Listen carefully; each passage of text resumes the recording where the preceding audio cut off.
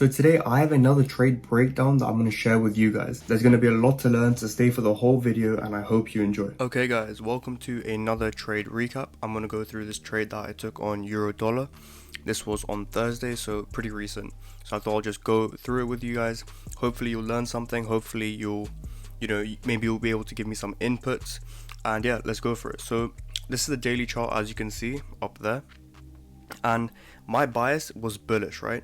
As you can see, we're breaking swing highs, and overall it's showing some bullish momentum, especially with this candle, which is mostly a Maribozu. So my overall target is actually up here, these areas of liquidity here and there, which is pretty much the same.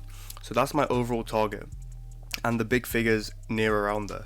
So pretty much for the next week and everything from here is bullish. So I'm looking for longs. So now let's jump down to the 1 hour time frames, and then I'll show you what I was looking for. So this is the 1 hour time frame, and I will get to Thursday, so past the Asian range. So yeah, 7 o'clock to midnight New York time, as you can see there. So at this point, what I was looking at is a move down. So as you can see, a power of 3 formation, sweep of sell side liquidity, and then we move up. So I just like to mark out some zones potentially. So as you can see, this is a demand zone, something like this. Make it a bit lighter there. That is a possible demand zone, and there could actually be some demand left in this zone, so somewhere there.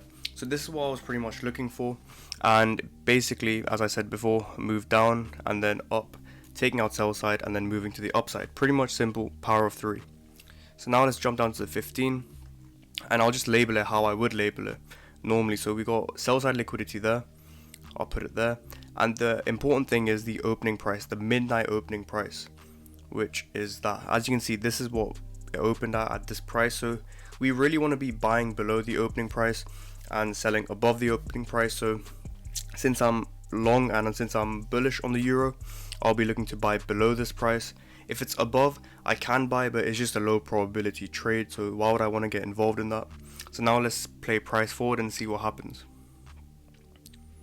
So we're looking for 2 o'clock. As you know, 2 a.m. to 5 a.m. is the London kill zone, so that's where the high probability trade set up.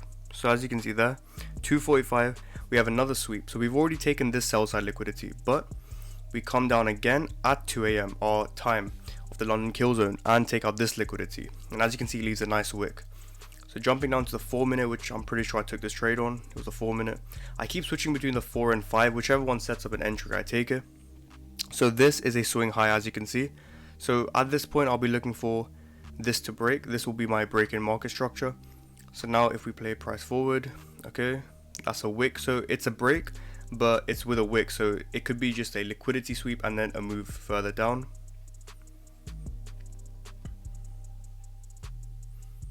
There. So this was the break in market structure. So this was a wick, so that's pretty much low probability.